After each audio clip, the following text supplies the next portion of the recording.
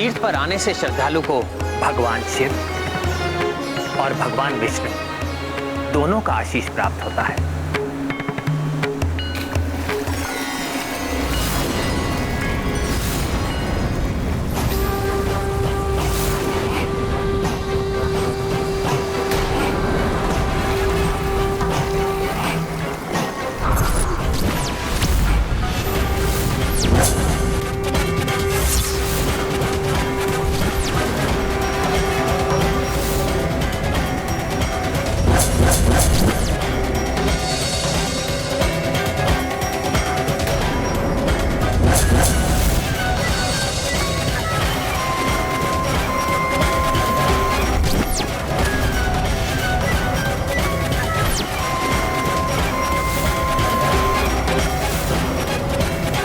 ये भगवान विष्णु और भगवान शिव की छवि वाले कौन हैं? और ये मेरे समान क्यों दिखाई दे रहे हैं?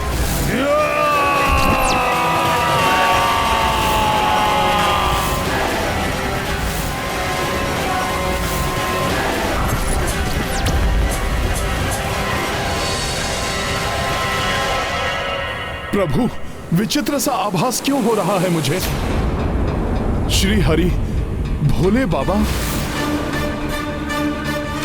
एवं मेरा स्वयं का मिला जुला रूप क्यों दिखाई दे रहा है मुझे? मुझे किसी माया ने भ्रमित कर दिया है या फिर मेरे मन की कल्पना है ये? हनुमान, ना ही ये कोई माया है और ना ही तुम्हारे मन की कल्पना।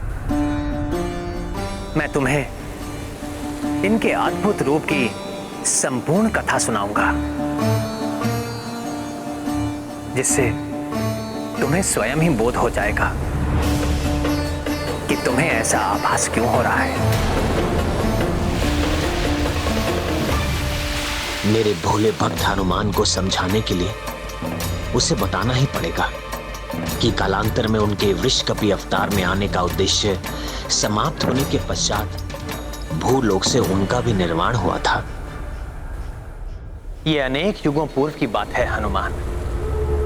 दैत्यों के पूर्वज महाबली हिरण्य का पुत्र महाशनि घोर तपस्या से प्राप्त वरदानों के कारण अनेक शक्तियों का स्वामी हो गया था, किंतु तपस्वी होकर भी दैत्य प्रवृत्ति के कारण उसने अपने आतंक से तीनों लोगों को आतंकित कर रखा था।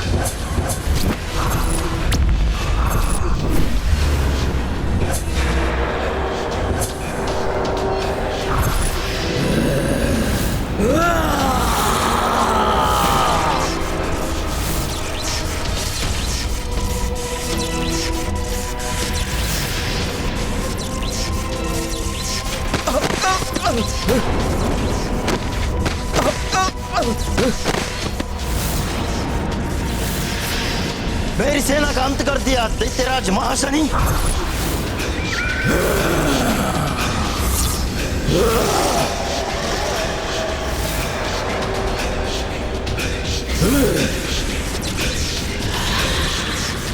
अब तुम नहीं बचोगे। सभी विरोधी राजाओं का वध करके महाशनि ने पाताल लोक और भूलोक पर अपना आधिपत्य जमा लिया था। अब उसका अगला लक्ष्य था इंद्रलोक। प्रभु, क्या वो इतना शक्तिशाली था कि देवताओं से भी युद्ध कर सके? उसे विश्वास था कि उसकी शक्ति के समक्ष देवता नहीं टिक पाएंगे, इसलिए इंद्रलोक पर आक्रमण करने के लिए वो एकाकी ही जा पहुंचा। उसके एक भयानक गर्जन से देवताओं के हृदय भी कंपित हो उठे। देवराज इंद्र, यदि अपनी भलाई चाहते हो तो महाशनि को स्वर्गलोक सौंपकर चले जाओ, क्योंकि महाशनि से युद्ध करने का सामर्थ्य नहीं है तुम देवताओं में। मूर्ख महाशनि, पाताल और भूलोक पर विजय प्राप्त करके तुम स्वयं को महाबली समझने लगे, जो देवलोक को विजित करने का दुस्साहस कर बैठे। स्वर्ग नहीं, काल कोठरी मिलेगी तुम्हें, तुम्हारी इस उद्दंडता के लिए। काल कोठरी महाशनि को नहीं, तुम्हें मिलेगी इंद्र, वो भी स्वर्ग लोक की नहीं, पाताल लोक की।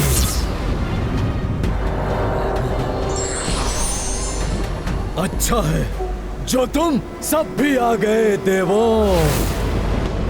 अब तुम भी देखो कि महाशनि कैसे तुम्हारे इस इंद्रदेव को बंदी बनाता है। तुम्हारे इस दुस्साहस का दंड मैं तुम्हें दूंगा महाशनि। मेरे प्रचंड अग्नेयास्त्र से क्षण भर में भस्म हो जाओगे तुम।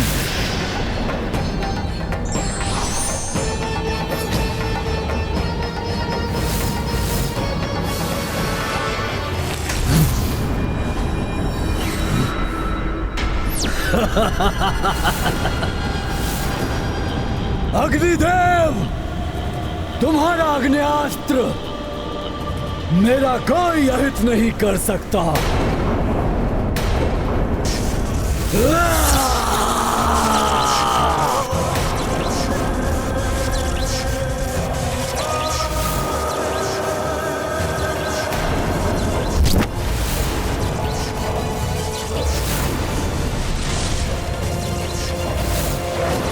मूर्ख देवताओं, व्यर्थ ही इस इंद्रदेव को बचाने का प्रयास कर रहे हो।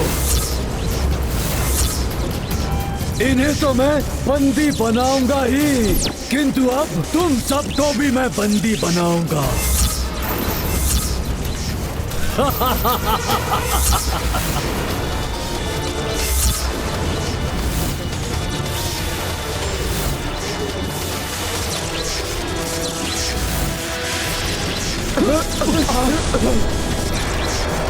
महाशनि!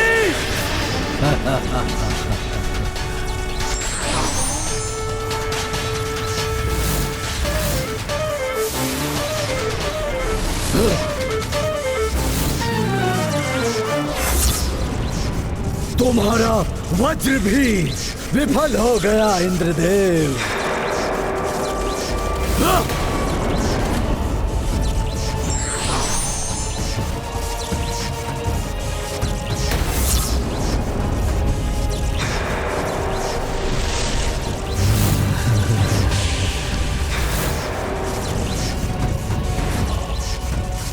छोड़ दो मुझे, छोड़ दो।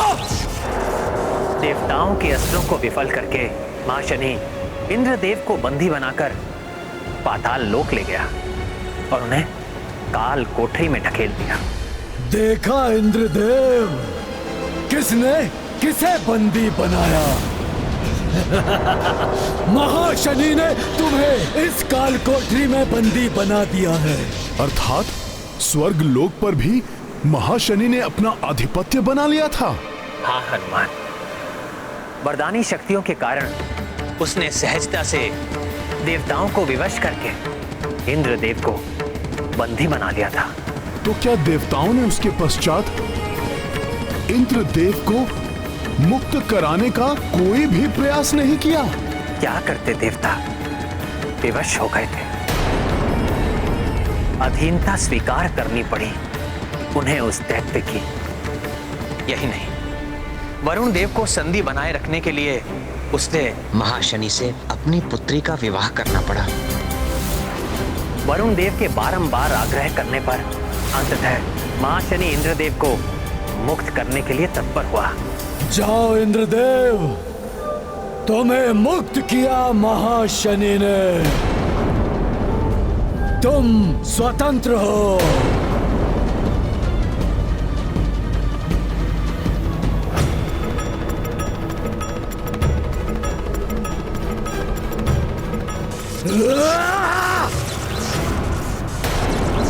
सुनो देवराज इंद्र, तुम्हें मुक्त किया है मैंने, स्वर्ग को नहीं। स्वर्ग, सारे देवता और तुम भी सब मेरे अधीन हैं। और हाँ, कोई भी छल या कपट करने से पूर्व स्मरण रखना कि ये मेरी प्रचंड जटाएं केवल केश नहीं है, ये यमपाश है जो तुम्हारी ग्रीवा के लिए मृत्यु फांस है। तो अन्य देवताओं के लिए तीक्ष्ण खड़ग।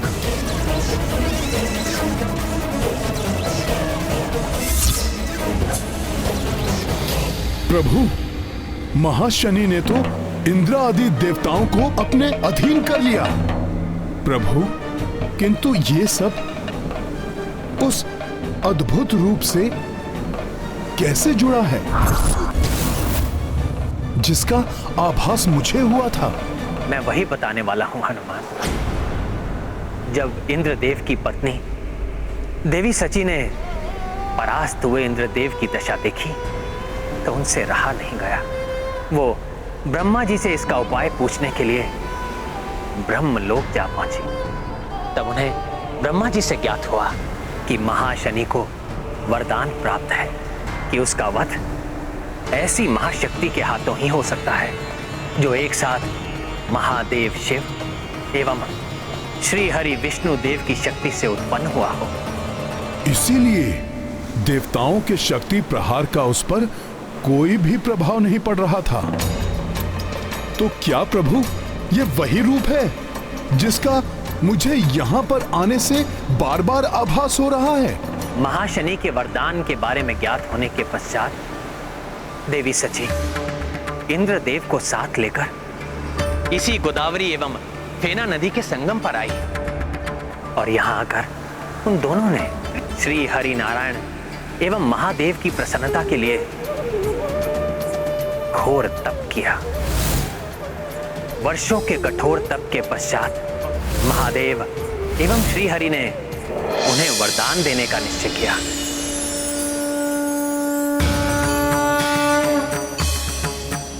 प्रणाम महादेव।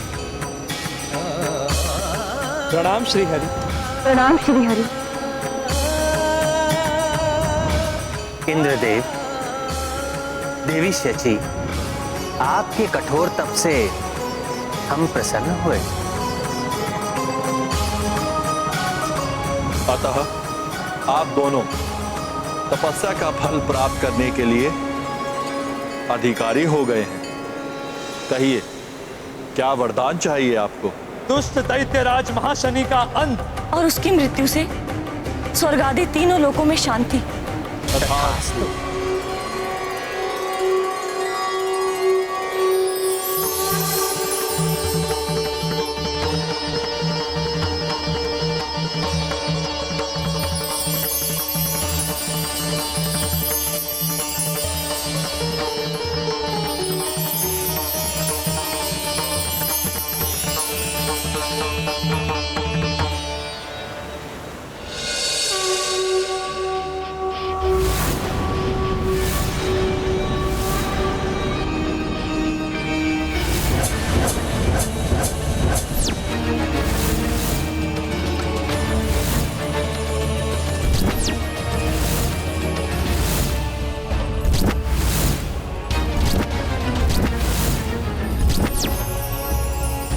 आश्चर्यचकित ना हो देवी शची, ये मुझ विष्णुदेव एवं महादेव के सम्मिलित तेज से उत्पन्न हुई महाशक्ति है। इसे जगत वृषकपि के नाम से जानेगा। तीनों लोकों में अपने आतंक से हाहाकार मचाने वाले महाशनि दैत्य का वध करेगा वृषकपि।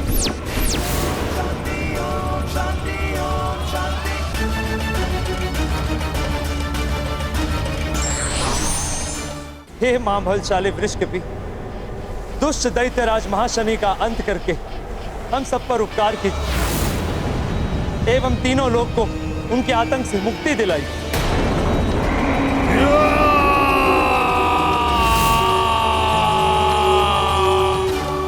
इसका अर्थ है, जिस दिव्य रूप का मुझे बार बार आभास हो रहा था वो श्री हरि एवं भोले बाबा की सम्मिलित शक्ति से उत्पन्न महाबली वृषकपि का ही रूप है जो इसी संगम पर अवतरित हुए थे। हाँ हनुमान, इसीलिए इस स्थान का नाम वृषकपि तीर्थ पड़ा। किंतु प्रभु, फिर वृषकपि ने दैत्य महाशनि का अंत कैसे किया? हनुमान, जिस प्रकार तुम एक ही छलांग में समुद्र पार करके लंका पहुंच गए थे, उसी प्रकार वृषकपि भी एक ही छलांग में यहां से पाताल लोक जा पहुंचे।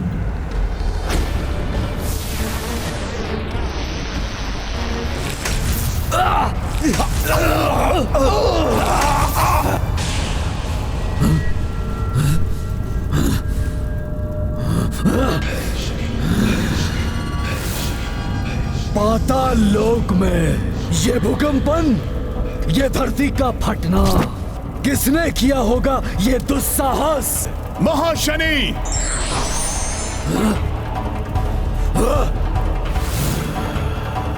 प्रतीत होता है किसी बड़े योद्धा को उस इंद्र ने भेजा है। अच्छा है, बहुत दिनों से किसी महान योद्धा से युद्ध का आनंद नहीं लिया, अब आएगा आनंद।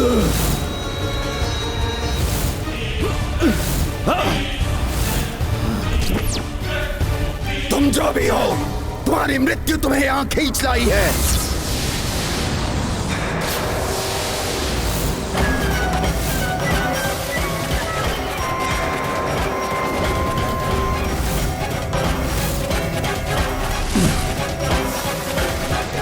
मृत्यु होगी तुम दैत्यों की।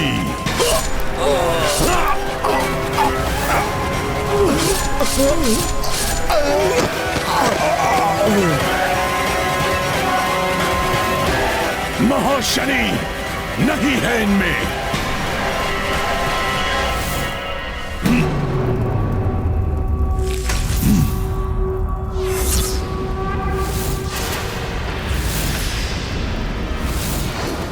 मेरी सेना का विनाश किया तुमने, किंतु अब मैं करूंगा तुम्हारा नाश।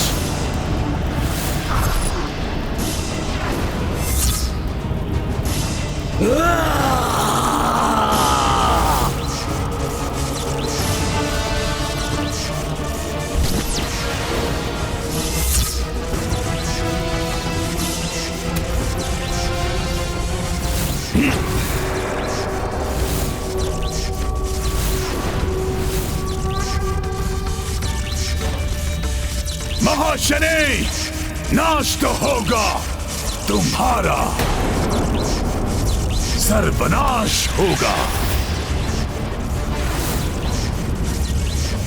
ये कौन है जिसने मेरी जटाओं को इस प्रकार पकड़ लिया है?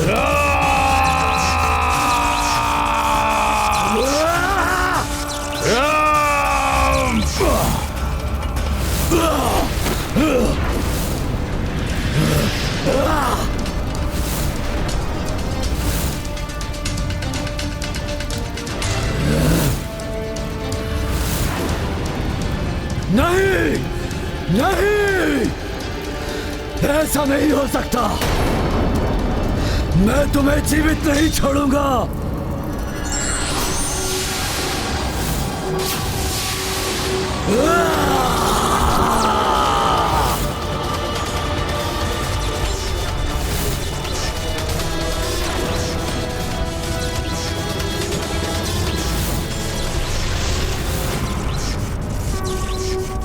मेरा प्रहार विफल कैसे हो गया? नहीं, तुम्हारा अंत होगा, अवश्य होगा।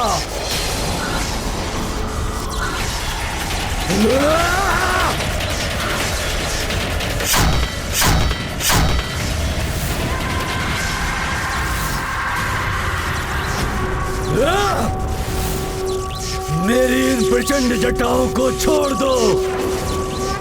आज से पूर्व तो कोई ऐसा नहीं कर पाया। मेरी इन जटाओं ने बड़े बड़े बलवानों को भेज दिया है, किंतु ये कैसे इन्हें पकड़ रहा है? कौन ये? मृत्यु, मृत्यु हूं मैं तुम्हारी। नाम है वृक्ष कपि। अब होगा आरंभ तुम्हारे अंत का।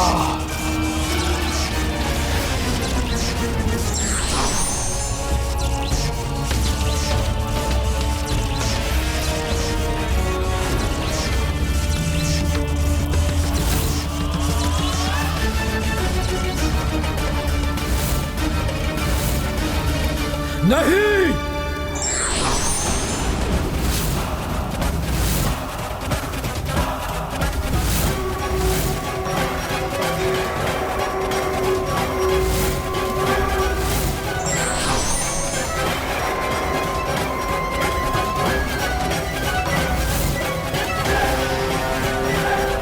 नहीं, ऐसा नहीं हो सकता। मेरी मृत्यु नहीं हो सकती। मुझे कोई नहीं मार सकता।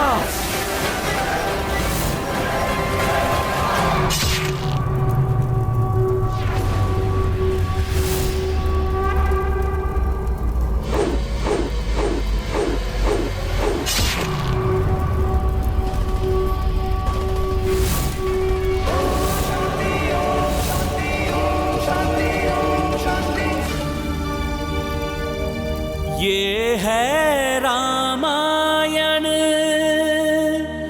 रामचंद्र गुण धाम की, सब सुधि जन करिए कथा श्रवण श्री।